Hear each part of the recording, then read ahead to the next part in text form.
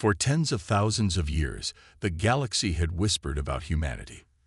They were a legend, a story told around campfires on distant planets and in the dimly lit halls of alien academies.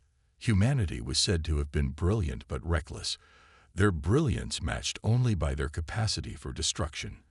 According to myth, they had burned their home world, Earth, to ashes during a cataclysmic war known as the Collapse.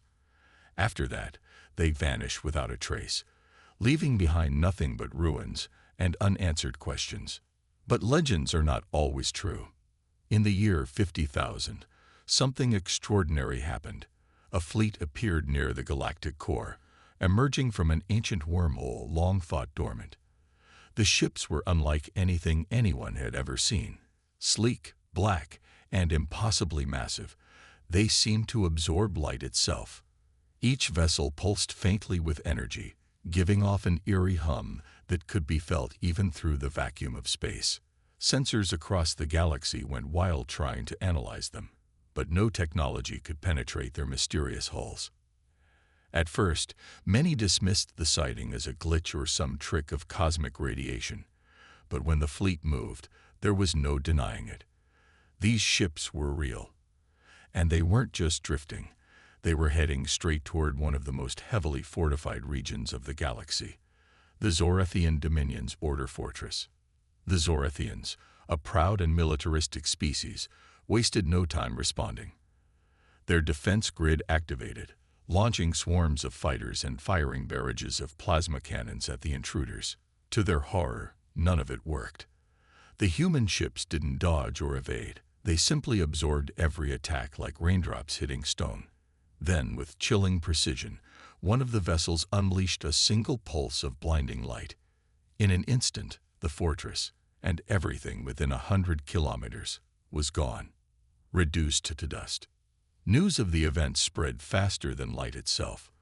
Across the galaxy, beings of all shapes and sizes stopped what they were doing to process what they'd heard. Humanity, the supposedly extinct race, had returned, and they were more powerful than anyone could have imagined. Speculation ran rampant. Some believed this was humanity's revenge for whatever role other species might have played in their disappearance.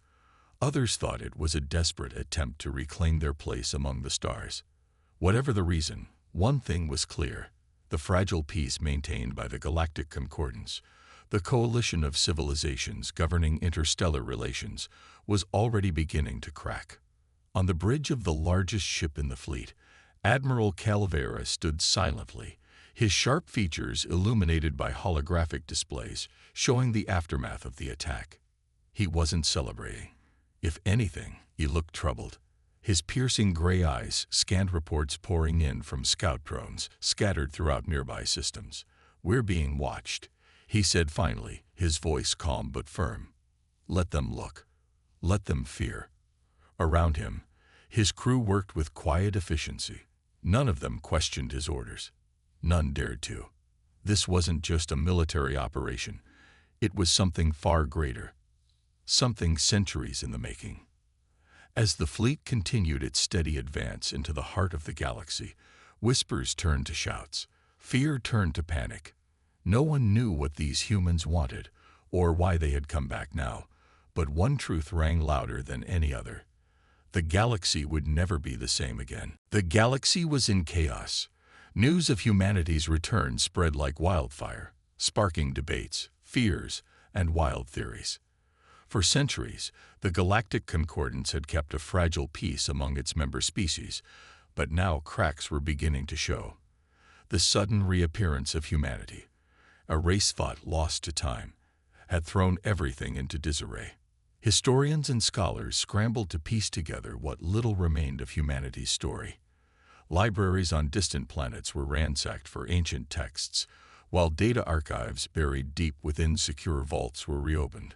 Among those searching for answers was Lyra Solon, a young historian from the planet Valon Prime. Her fascination with humanity began as a childhood obsession, fueled by bedtime stories about Earth's golden age. Now, her research might hold the key to understanding who, or what, these newcomers truly were. What she found shocked her. Fragments of records hinted that humanity hadn't destroyed themselves during the collapse. Instead, they'd been betrayed. Other species, fearing humanity's rapid technological advancements, had conspired to annihilate them. Earth wasn't just abandoned. It was deliberately wiped out. The truth was buried under layers of propaganda, rewritten history, and deliberate silence. But if Lyra was right, then humanity's return wasn't just an act of survival, it was vengeance. Meanwhile, aboard the flagship Erebus, Admiral Calvera wrestled with his own demons. He called himself Reborn, part of a new generation of humans who claimed to have transcended mortality through advanced technology and genetic evolution. Yet, despite their apparent superiority, Vera couldn't shake the feeling that something was missing. His mind often drifted to fragmented memories of Earth, memories he wasn't sure were real. Was he leading his people home, or was he dragging them back into a war they weren't ready for? His doubts grew when he received a transmission from an unknown source. It came not from any known species, but from somewhere deeper in space. The message was simple yet haunting. Do you remember? No signature, no explanation. Just those 3 words repeated over and over, accompanied by static-filled images of a blue-green planet surrounded by stars. Vera stared at the screen until his eyes burned. Did this mean others knew the truth, or was it a trap? Back on Valon Prime, Lyra shared her findings with the Concordance Council, hoping to warn them about humanity's potential motives. But her revelations didn't go over well. Some council members dismissed her claims as conspiracy theories, while others accused her of inciting fear for personal gain. One ambassador even suggested silencing her permanently. Frustrated but undeterred, Lyra decided to take matters into her own hands. She packed her notes, secured a small shuttle, and set course for the galactic core, the last known location of humanity's fleet. As Lyra prepared for her journey, the Reborn continued their advance. Their next target was the Triaxian Trade Hub, a neutral zone bustling with merchants, diplomats, and refugees. When the fleet arrived, they issued a single demand: surrender all resources and submit to their authority. The Triaxians refused, believing their shields could withstand anything. They were wrong. Within minutes, the trade hub fell silent. Ships exploded in bursts of flame, and communication lines went dead. Across the galaxy, beings watched in horror as footage of the attack surfaced. Humanity wasn't here to negotiate. They were here to conquer. And yet, amidst the destruction, questions lingered. Why now? What drove these enigmatic beings to shatter the illusion of peace? For Lyra, the answer lay hidden in the stars, and she intended to find it, no matter the cost. The Galactic Concordance, once a beacon of unity among the galaxy's diverse species, now teetered on the brink of collapse. Humanity's return had exposed deep fissures in its foundation, cracks that had been papered over for centuries, but could no longer be ignored. Fear and mistrust spread like a contagion, infecting every corner of interstellar politics. Some factions saw humanity as saviors, others as conquerors, and still others as an existential threat. The fragile alliance that had kept the galaxy at peace was unraveling, and fast. On one side stood the Zorathian Dominion, a militaristic empire known for its uncompromising pride. Their leadership seethed with rage after the destruction of their border fortress. To them, humanity's actions were not just an attack. They were a declaration of war. They think they can waltz back into this galaxy after abandoning it, snarled Warlord Draxus, slamming his fist onto a holographic map of the conflict zone. We will show them what happens to invaders. He ordered the mobilization of every available warship, vowing to crush the Reborn fleet before it could advance further. But the Zorathians weren't alone in their hostility. The Caliph Collective, a coalition of insectoid species, viewed humanity's technology as a direct threat to their dominance in cybernetic warfare. If we let them gain a foothold, warned their leader, Hivemind Zira, they will outpace us. And then what? Will we become obsolete like the creatures of Earth? The collective began fortifying their territories, preparing for a fight they believed inevitable. Not everyone shared such hostility, however. The Lumina Accord, a peaceful federation of telepathic beings, argued for diplomacy. "We do not yet understand their intentions," said Elder Syra, her voice calm but firm during an emergency council meeting. "To rush blindly into conflict would be folly. Let us open channels of communication." But her pleas fell on deaf ears. Many dismissed the Accord as naive, accusing them of weakness when faced with aggression. Amidst the growing tension, Lyra Solon continued her journey toward the galactic core.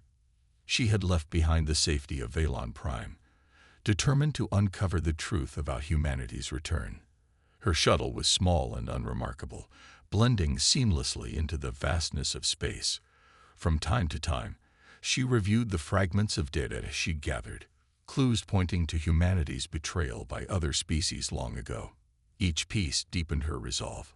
If she could present undeniable evidence of this conspiracy, perhaps she could unite enough factions to stand against the Reborn, or at least force them to negotiate. Meanwhile, Admiral Calvera faced challenges of his own. His crew aboard the Erebus remained loyal, but whispers of dissent began to circulate. Not all of the Reborn agreed with his methods. A faction within the fleet, led by Captain Aaron Solis, questioned whether conquest was truly necessary. "We came here to reclaim our place, not to destroy everything in our path," Aaron argued during a heated strategy session. "Is this really who we are now?" Vera silenced her with a cold glare. "This galaxy cast us aside," he said, his voice heavy with bitterness. "They erased us from history, erased Earth itself. If they want war, we'll give them war." As days passed, the situation worsened. The Reborn launched another strike, targeting a key supply route used by multiple species. Entire convoys were obliterated without warning, leaving behind only debris and unanswered questions. Panic gripped the galaxy. Refugees fled their homes, seeking shelter on neutral planets. Trade routes collapsed, economies faltered, and alliances crumbled under the weight of fear. Yet through the chaos, one thing became clear. Humanity's arrival had shattered more than just physical defenses. It had exposed the fragility of trust itself. For Lyra, watching events unfold from afar, the stakes couldn't have been higher. The galaxy was tearing itself apart, and unless someone found a way to bridge the divide, there might be nothing left to save. Lyra Solon's shuttle drifted silently through the void, its engines humming faintly as it approached a derelict space station orbiting a dying star. The station was ancient, its skeletal frame corroded by centuries of exposure to cosmic radiation. Most species had long forgotten it existed, but Lyra knew better. Her research had uncovered fragmented references to it in old archives, a place where humanity's earliest interstellar records were said to be stored. If she wanted answers about Earth's fall and humanity's exile, this was her best chance. As her shuttle docked, Lyra felt a chill run down her spine. The airlock hissed open, revealing a dark corridor littered with debris and tangled wires. She activated her wrist-mounted light, casting pale beams across walls covered in faded symbols, human writing, unmistakably Earth's language. Each step echoed eerily in the silence, as if the station itself were holding its breath. Somewhere deep inside, she sensed she wasn't alone. Her instincts proved correct when she entered what appeared to be the main control room.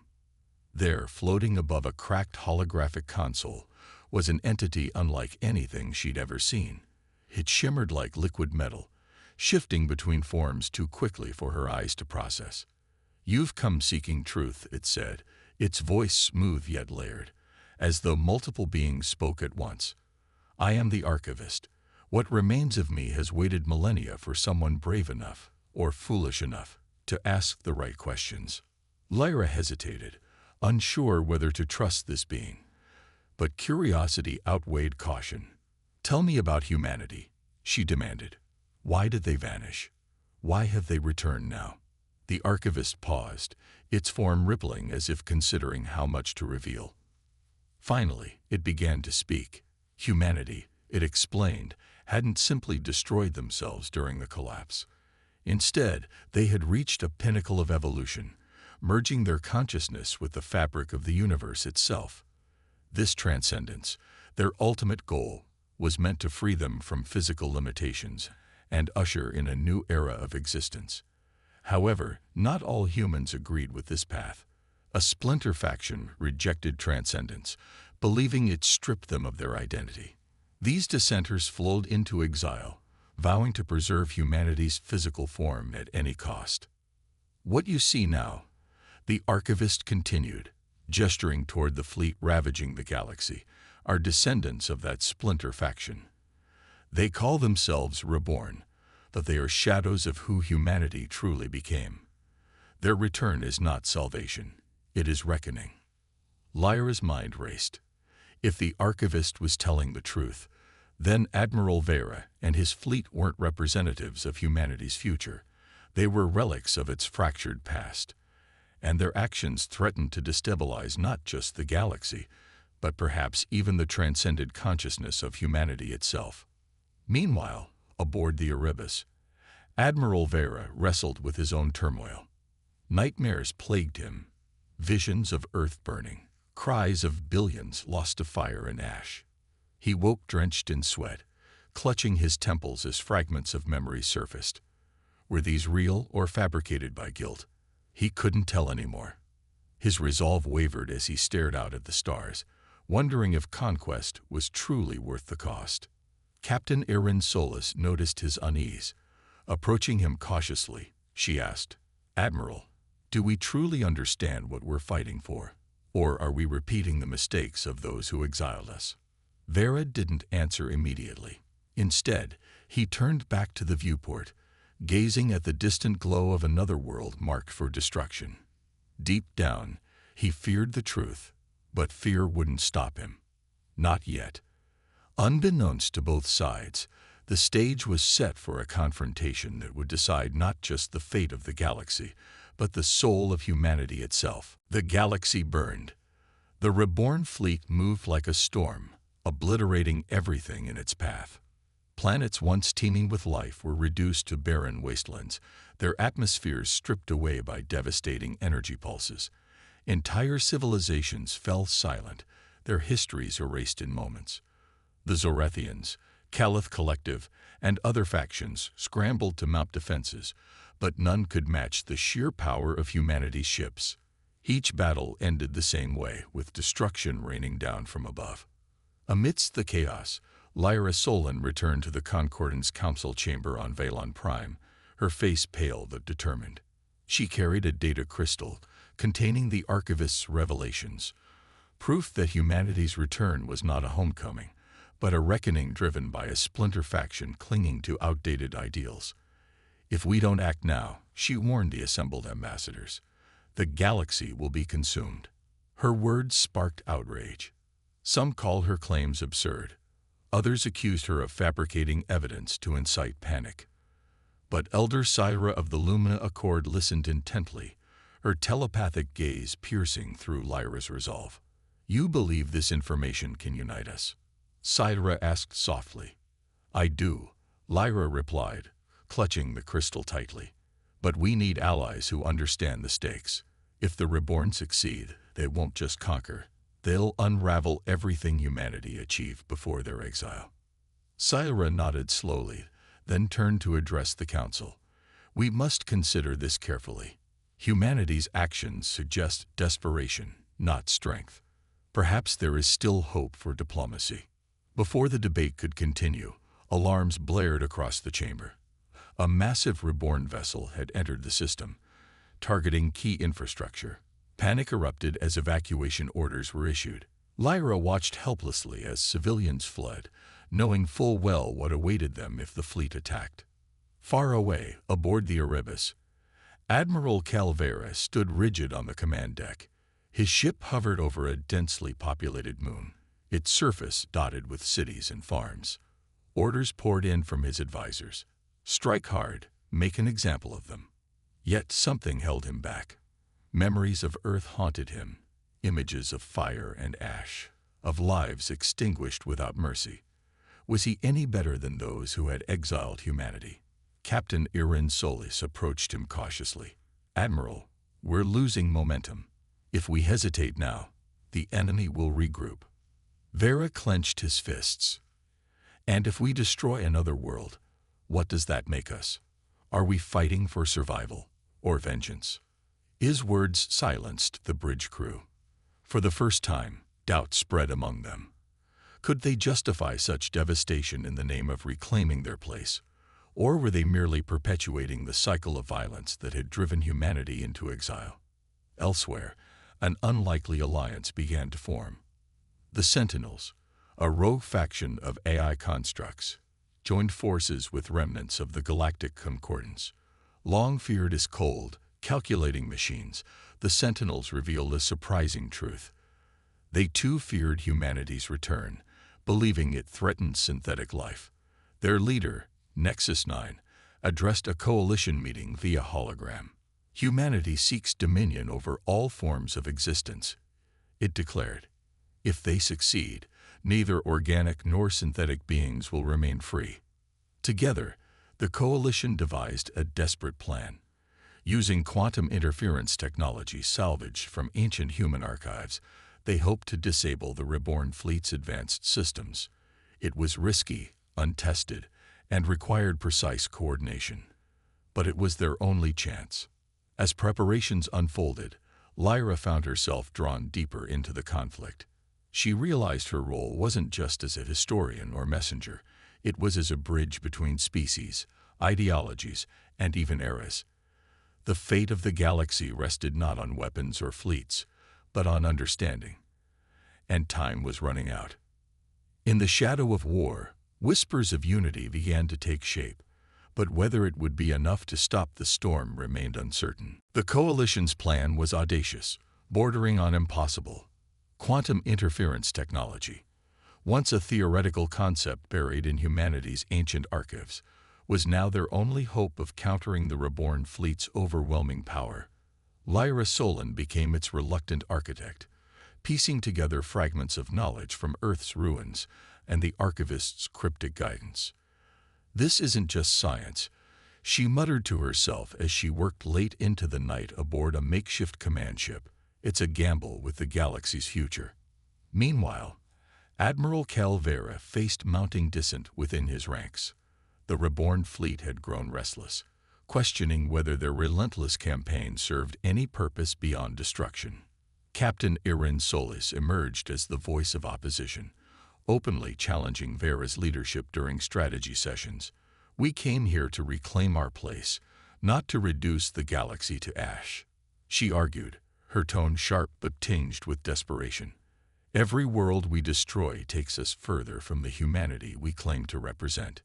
Vera didn't respond immediately. Instead, he stared at holographic projections of recent battles, countless lives lost, civilizations erased. He couldn't shake the feeling that they were becoming what they despised, conquerors driven by fear and anger. Yet how could he stop? Surrendering now would mean abandoning everything they'd fought for. Unbeknownst to both factions, the Sentinels played a crucial role in uniting the fractured resistance.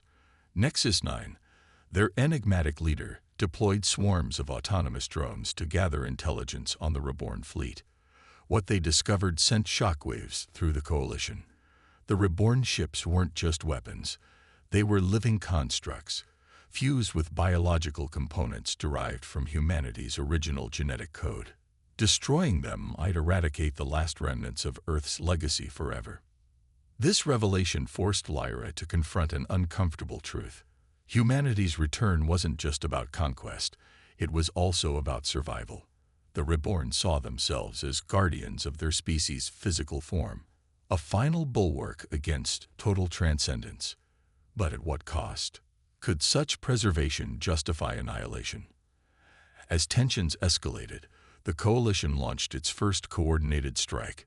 Using stolen data from Sentinel probes, they targeted a smaller detachment of reborn vessels near a dying star.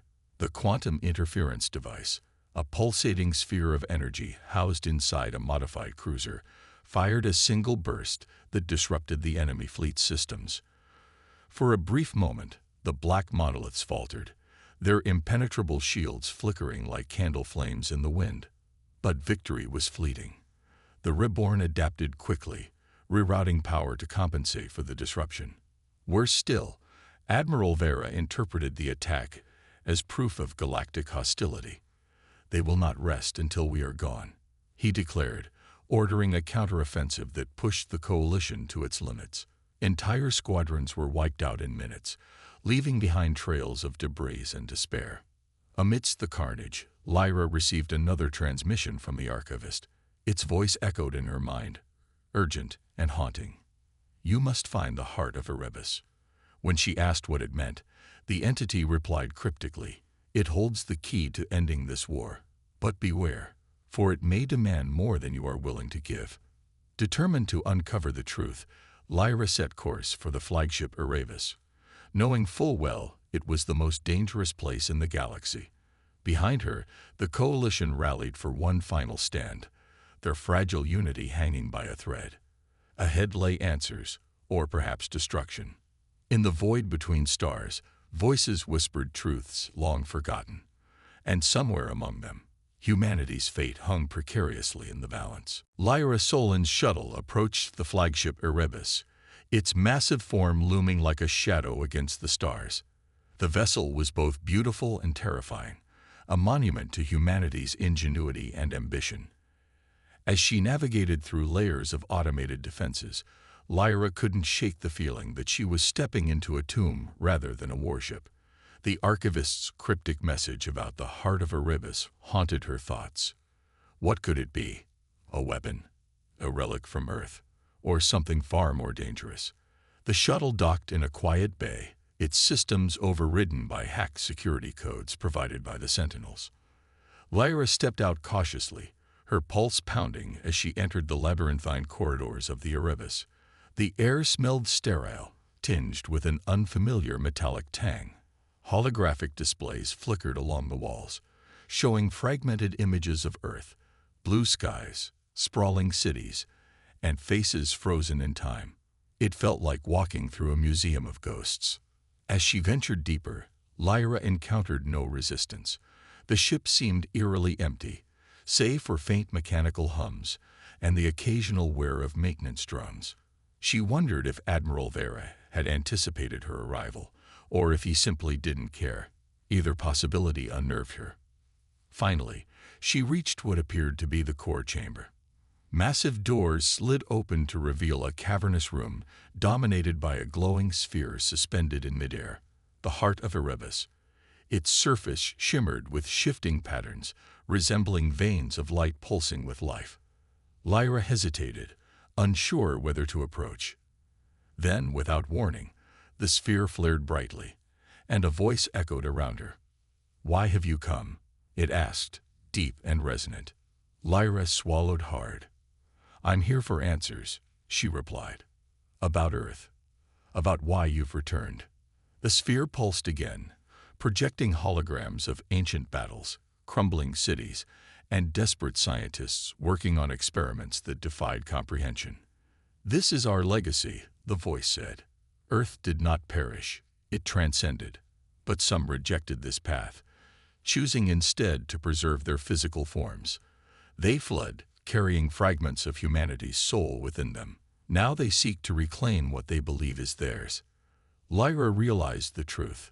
The Reborn weren't just fighting for survival. They were waging a war against transcendence itself. Their very existence represented defiance against evolution. Meanwhile, outside the Erebus, the Coalition launched its largest assault yet. Ships clashed in fiery explosions, while quantum interference devices sowed chaos among the Reborn fleet. Yet, despite their efforts, the tide turned when Admiral Vera unleashed a devastating counterattack. Entire planets fell under his wrath, forcing the Coalition to retreat. Back aboard the Erebus, Lyra pressed further. "If you destroy the galaxy, you'll lose everything humanity once stood for," she argued. "Is that really worth it?" The sphere dimmed slightly, as if pondering her words. Then it spoke again. "You misunderstand. We are not the enemy, but we cannot allow others to dictate our future." Before Lyra could respond, alarms blared throughout the ship. Admiral Vera had discovered her presence. Heavy footsteps echoed down the corridor, growing louder with each passing second. Lyra knew she had only moments before he arrived, but she also knew she couldn't leave without uncovering the final piece of the puzzle. With trembling hands, she activated a data transfer device given to her by Nexus 9. If she could extract information from the heart of Erebus, she might find a way to end the war without further bloodshed. But as the download began, the doors burst open, revealing Vera himself. "You shouldn't be here," he growled, his eyes blazing with anger. And something else. Regret. Doubt. Lyra stood her ground. "Neither should you," she shot back. "Not like this." For a moment, neither moved. Then the heart of Erebus flared once more, bathing them both in radiant light. And in that instant, the fate of humanity and the galaxy hung precariously in the balance. Admiral Calvera stepped closer, his towering frame casting a long shadow over Lyra Solon. His hand hovered near the weapon at his side, but he didn't draw it. Not yet. Instead, his piercing gray eyes locked onto hers, searching for something. Weakness, resolve, or perhaps an answer to the questions gnawing at him since humanity's return. "You think you understand us," he said, his voice low and heavy with emotion. "You think you can judge what we've done." Lyra didn't flinch. She stood her ground, clutching the data transfer device in one hand, while the heart of Erebus pulsed ominously behind her. "I don't need to judge you," she replied, her tone steady despite the fear coiling in her chest. "Your actions speak for themselves. Billions dead, worlds destroyed, all because you refuse to let go of the past." Vera's jaw tightened, and for a moment, it seemed like he might strike her down. But then he glanced at the glowing sphere, its light reflecting off his hardened features. "Let go," he whispered bitterly. "Is that what they told you? That we should just fade away, become ghosts in the void?" "It's not fading," Lyra countered, taking a cautious step forward. "It's transcending, becoming something greater. Isn't that what your ancestors wanted? To leave behind the limitations of flesh and blood?" Vera hesitated, his resolve wavering. Memories flooded back, visions of Earth before the collapse, of scientists working tirelessly to unlock the secrets of existence itself. He remembered the debates, the divisions, the pain of choosing sides. Was this truly what humanity had strived for? Or was it a betrayal of everything they were? The heart of Erebus flared again, projecting new holograms into the air. Scenes of Earth's golden age gave way to images of despair, scorched landscapes, crumbling cities, and faces twisted in anguish. Then came glimpses of transcendence, beams of pure energy reaching out across the stars, their forms radiant and unbound. Finally, the holograms shifted to show the reborn fleet, their ships sleek and powerful, yet undeniably rooted in the physical world. "You are shadows," the heart intoned, its voice resonating through the chamber. "Echoes of a choice made long ago. But you cannot reclaim what was lost. You can only destroy what remains." Vera staggered back, overwhelmed by the weight of the revelation. The truth hit him like a supernova. The reborn weren't saviors or conquerors. They were relics clinging to a dying dream. Their crusade wasn't about reclaiming humanity's place. It was about denying its evolution. Outside the Erebus, the battle raged on. The Coalition launched wave after wave of attacks, their quantum interference devices wreaking havoc on the reborn fleet. Ships exploded in bursts of flame, and debris littered the void. Yet even as the tide turned against them, the reborn fought with grim determination, unwilling to surrender. Back in the core chamber, Lyra completed the data transfer. The device beeped softly, signaling success. She turned to Vera, her expression softening. "It doesn't have to end this way," she said. "There's still time to stop the destruction, to find another path." For a long moment, Vera said nothing. He stared at the heart, then at Lyra, as if seeing her, and himself, for the first time. Then, slowly, he nodded. "Perhaps you're right," he murmured. "But the cost." Before he could finish, alarms blared anew. A massive surge of energy rippled through the ship, destabilizing the heart of Erebus. Lyra realized too late what was happening. The data extraction had triggered a fail-safe mechanism buried deep within the system. "We need to leave. Now," she shouted, grabbing Vera's arm. But Vera shook his head, stepping toward the heart instead. "No," he said firmly. "This ends here." As Lyra fled the chamber, the doors sealed shut behind her. Inside, Admiral Calvera stood alone, bathed in the pulsating glow of the heart. For the first time in centuries, he felt at peace. Lyra Solon sprinted through the labyrinthine corridors of the Erebus, her heart pounding as alarms blared around her. The ship trembled beneath her feet, its once stable systems destabilizing with every passing second. She clutched the data transfer device tightly, knowing it held the key to ending the war, but only if she survived long enough to deliver it. Behind her, deep within the core chamber, Admiral Calavera made his final stand. As the heart of Erebus pulsed erratically, threatening to overload and destroy the entire fleet, he activated a hidden failsafe buried within the system. "If this is how it ends," he muttered to himself, "then let it be on my terms." With a few swift commands, he initiated a sequence that would disperse the reborn fleet across dimensions, rendering their ships inert and cutting off their ability to wage war. On the battlefield outside, chaos reigned. The coalition forces pressed their advantage, launching relentless assaults against the faltering reborn fleet. Quantum interference devices disrupted communications and weapons systems, leaving many ships adrift in space. Yet even as victory seemed within reach, the tide shifted abruptly. A shockwave rippled outward from the Erebus, destabilizing nearby vessels and scattering debris across the void. Pilots scrambled to regain control, unsure whether the sudden surge was an attack or something worse.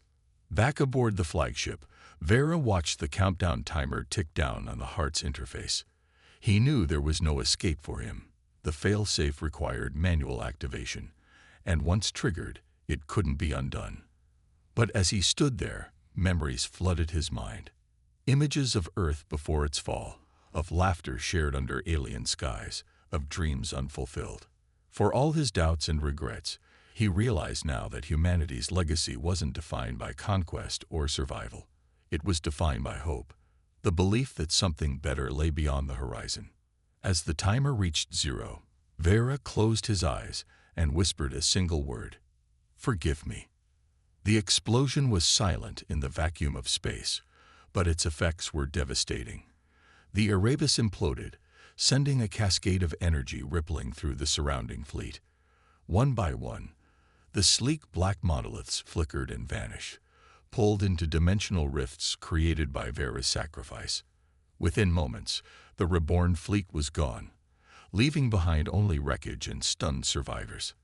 Lyra barely escaped in time, her shuttle rocketing away just as the shockwave hit. She watched through the viewport as the flagship disappeared in a burst of light, tears streaming down her face. Though she had never agreed with Vera's methods, she couldn't deny the courage of his final act. In choosing to end the conflict rather than prolong it, he had given the galaxy a chance to heal. News of the reborn fleet's dissolution spread quickly. Across the stars, beings who had lived in fear for months dared to breathe again. Refugees began returning to their homes, and shattered alliances slowly started to rebuild. For the first time in what felt like an eternity, hope flickered back to life. But Lyra knew the fight wasn't over. The data she carried revealed not just the truth about humanity's return, but also the deeper conspiracy that led to Earth's exile. Other species had played a role in humanity's downfall, and they needed to answer for it. As her shuttle docked with the Coalition's command ship, she resolved to ensure that justice was served, not out of vengeance, but to prevent such a tragedy from ever happening again. Looking out at the stars, Lyra whispered softly, almost to herself, "We'll make sure your sacrifice wasn't in vain. Admiral, this galaxy deserves better." And somewhere, in the infinite expanse of the cosmos, echoes of Earth's transcendence continued to resonate, a reminder that even in loss, there could still be redemption. The galaxy slowly began to heal. The reborn fleet's disappearance marked the end of a war that had threatened to consume everything, but its scars ran deep. Worlds lay in ruins, their skies darkened by ash and debris. Billions mourned loved ones lost in the conflict. Yet amidst the devastation, there was a fragile sense of hope, a belief that perhaps this tragedy could lead to something greater. Lyra Solon stood at the forefront of rebuilding efforts, her voice becoming a beacon for unity. Armed with the data retrieved from the heart of Erebus, she revealed the truth about humanity's exile. Other species had conspired against Earth, fearing its rapid advancement would overshadow them all. It was a painful revelation, one that sparked outrage among those who learned of it. But instead of calling for vengeance, Lyra urged forgiveness and collaboration. "We can't change the past," she told the Galactic Concordance Council during an impassioned speech. "But we can shape the future, together." Her words resonated deeply. For centuries, the galaxy's species had operated out of fear and mistrust, each seeking dominance over the others. Now they faced a choice: continue down that destructive path or embrace a new era of cooperation. Slowly, reluctantly, factions began working together, sharing resources, technology, and knowledge to rebuild what had been destroyed. Even former enemies like the Zorethians and Calith Collective found common ground, united by their shared desire to prevent another catastrophe. The Sentinels played a crucial role in this transformation. Once feared as cold machines driven solely by logic, they now served as mediators, helping bridge divides between organic and synthetic beings. Nexus 9 addressed the coalition in a historic broadcast, declaring, "This is not just humanity's story, it is ours as well. We must learn from their mistakes, lest we repeat them." Meanwhile, humanity's legacy took on new meaning. The transcended consciousness, the essence of Earth's people, continued to exist beyond physical form, guiding those willing to listen. Whispers of their presence echoed through quantum signals and ancient artifacts, offering wisdom to anyone brave enough to seek it. Many interpreted these messages as reminders of humanity's ultimate goal: unity, not domination. Admiral Cal Vera's sacrifice became legend. Though his methods had been flawed, his final act of selflessness inspired countless beings across the galaxy. Monuments were erected in his honor, not as tributes to conquest, but as symbols of redemption and the courage to choose peace over destruction. Captain Erin Solis, one of the few surviving members of the Reborn Fleet, dedicated herself to preserving humanity's memory, ensuring their story would never be forgotten. As years passed, the galaxy transformed. New alliances formed, old grudges faded, and the Concordance evolved into a stronger, more inclusive coalition. Refugees returned to their homelands, planting seeds in soil once scorched by war. Trade routes reopened, carrying goods and ideas that fueled innovation. And at the center of it all stood Lyra, her determination unwavering even as she gazed up at the stars. In quiet moments, she wondered if Admiral Vera had found peace, if he now existed alongside the transcended consciousness he had once rejected. She hoped so. His journey, though tragic, had paved the way for renewal. And so, under the watchful light of distant suns, the galaxy moved forward. Humanity's return had shattered illusions, exposed truths, and tested the limits of existence itself. But in doing so, it had also ignited a spark, one that promised to illuminate the cosmos for generations to come.